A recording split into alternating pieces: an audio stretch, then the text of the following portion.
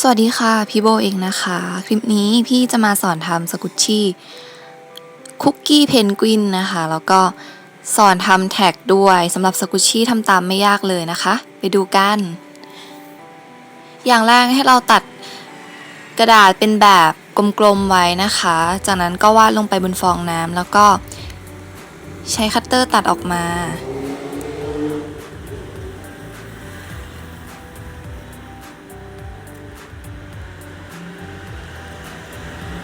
เสร็จแล้วก็ดึงออกมาก็จะเป็นแบบนี้นะคะเราก็จะใช้กรรไกรนะคะตัดขอบมันนะที่เกินให้กลมสวยนะคะ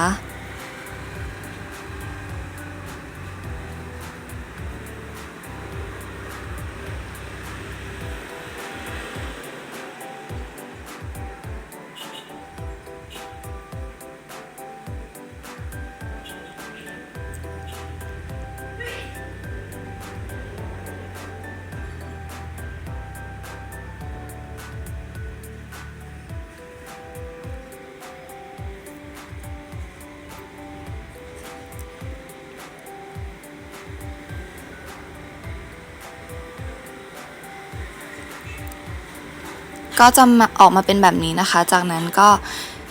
ตกแต่งอีกนิดหน่อยนะคะ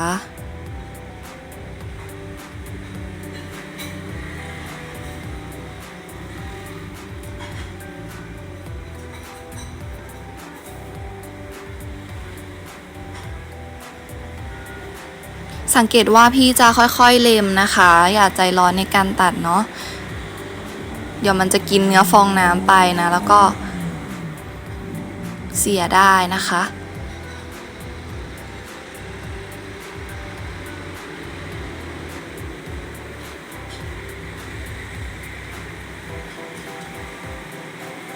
จากนั้นมาถึงขั้นตอน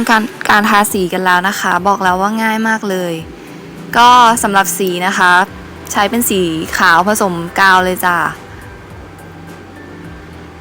ทาลงไปให้ทั่วฟองน้ำเลย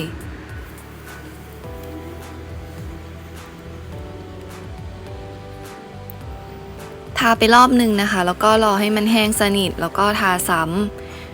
ำประมาณ3 รอบนะคะจะได้สโลว์นะแต่ว่าอันนี้มันชิ้นเล็กมันก็ไม่ค่อยสโลว์เท่าไหร่อยู่แล้วค่ะเราเน้นความน่ารักมุ้งมิ้งเนาะนี่ค่ะนี้ก็คือทาไป3 รอบแล้วนะคะแห้งแล้วแล้วก็พี่จะมาทาตรงเป็นส่วนของสีดำนะคะถ้าสังเกตดีๆพี่จะมีร่างกับดินสอไว้แล้วด้วยนะคะว่ามันจะได้ทาได้ง่ายนะคะ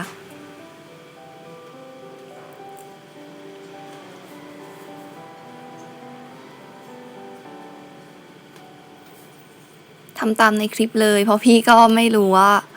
มันเขาเรียกว่ามันทาเป็นยังไงอะ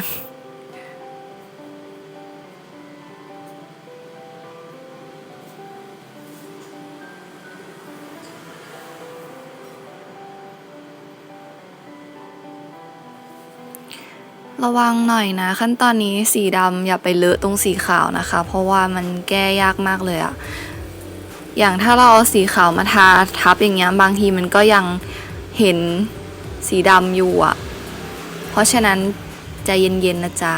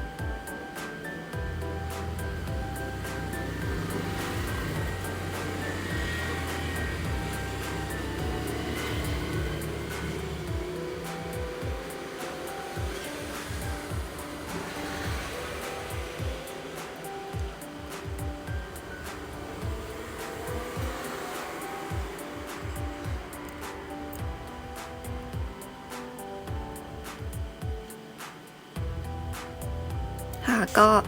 ทาให้ทั่วเลยนะคะ สีดำ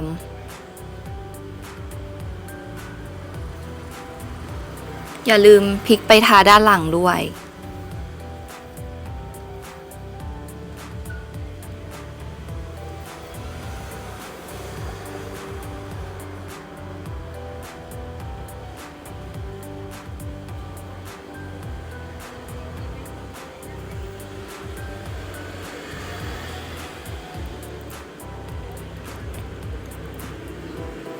เสร็จแล้วจะเป็นแบบนี้ค่ะทีนี้เราก็จะมาใส่ตาปากของเจ้าเพนกวินกันก็พี่ใช้ปากกาวาดลงไปก่อนแล้วก็ทาสีดำทับลงไปนะคะจากนั้นมาวาดปากกันปากของเพนกวินก็จะเป็นสีออกส้มๆนะคะ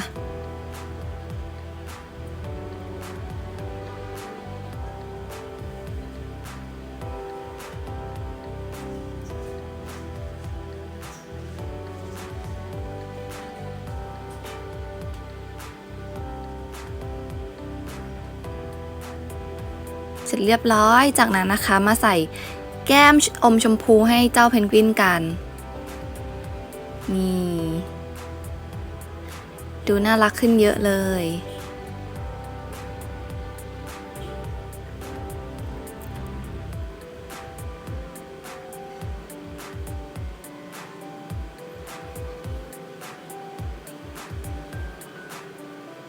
เสร็จเรียบร้อยแล้วนะคะจากนั้นมากันที่ขั้นตอนการทำแท็กให้เพนกวินกันนะคะก็นี้เป็นอุปกรณ์ที่ใช้ในการทำนะคะอาจจะมีเพิ่มเติมเข้าไปอีกก็รอดูในคลิปเลยค่ะเริ่มแรกนะคะก็เตรียมเป็นกระดาษสีขาวนะคะแข็งกว่า A4 หน่อยนึงนะคะแล้วก็ตัดเป็นรูปทรงแบบในคลิปนี่จากนั้นนะคะพี่ก็ล่างไว้เรียบร้อยแล้วนะคะเดี๋ยวจะมาตัดเส้นสีดำให้ดูเลยเพื่อไม่ให้เสียเวลาจริงๆแท็กนี้พี่สอนอย่างละเอียดไว้คลิปนึงแล้วนะคะที่เป็นแท็กของคาปิอะค่ะสามารถไปหาดูย้อนหลังได้เนาะ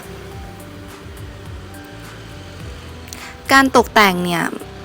มันไม่ตายตัวค่ะน้องๆออกแบบเองได้เลยไม่ต้องตามพี่ก็ได้นะคะอันนี้พี่ก็คิดเอาเองน้องๆอาจจะทำออกมาสวยกว่าของพี่ก็ได้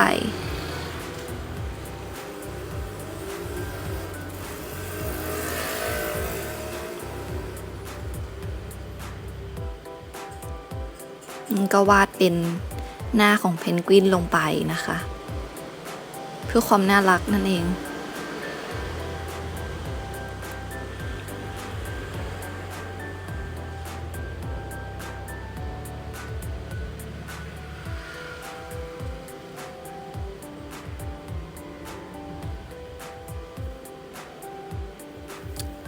ภาพในกล้องอาจจะไม่ค่อยชัดนะคะคือพี่ก็ถ่ายกับกล้องมือถือเดี๋ยวว่าจะเก็บตังค์ซื้อกล้องดีๆเนาะจะได้อัดคลิปชัดๆให้น้องๆดูกันตอนนี้ก็ต้องขอโทษจริงๆนะคะนี่ใส่บาร์โค้ดให้มันด้วย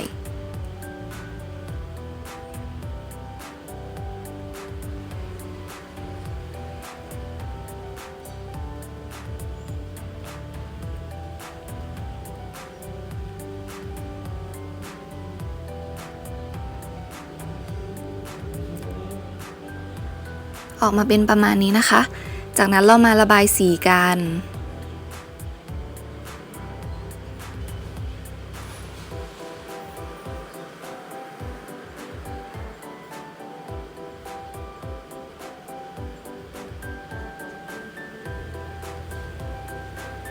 ถ้าไม่มีปากกาสีแบบนี้ใช้เป็นสีไม้อะไรอย่างนี้ก็ได้ค่ะ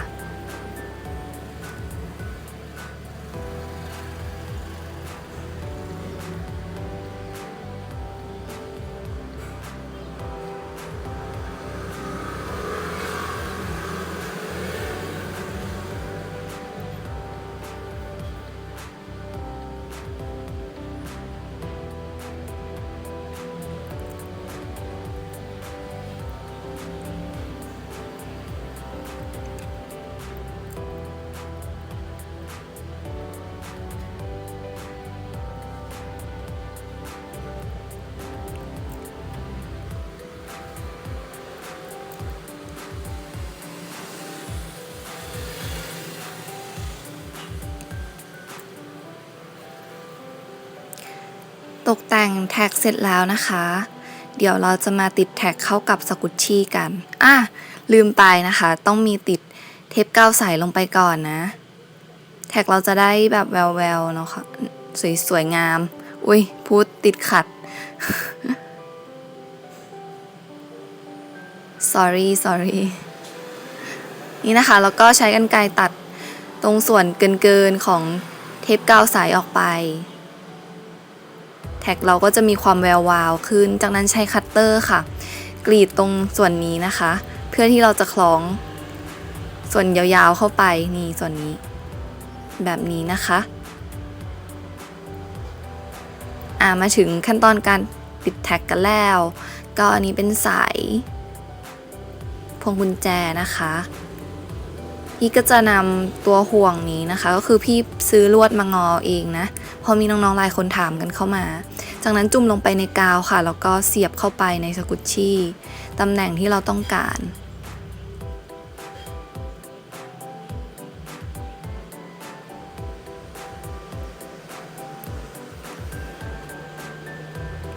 หลังจากนั้นนะคะก็ใ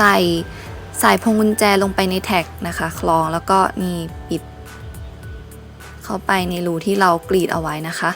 จากนั้นก็นำห่วงมาต่อเข้ากับห่วงที่เราเสียบไว้ก่อนหน้าแล้วก็ใช้ครีมปิดนี่เสร็จเรียบร้อยแล้วค่ะน่ารักไหมพี่ว่าทำไม่ยากเลยนะคะน้องๆลองไปทำกันดูนะทั้งแท็กทั้งสกุชชี่เลยด้วยความที่เราทำเป็นทรงของคุกกี้มันเลยอาจจะสโลว์ไม่มากนะคะเพราะว่ามันแบนนะก็หวังว่าจะชอบกันนะคะยังไงคลิปนี้พี่ต้องลาไปแล้วไว้เจอกันใหม่นะคะสวัสดีค่ะบ๊ายบาย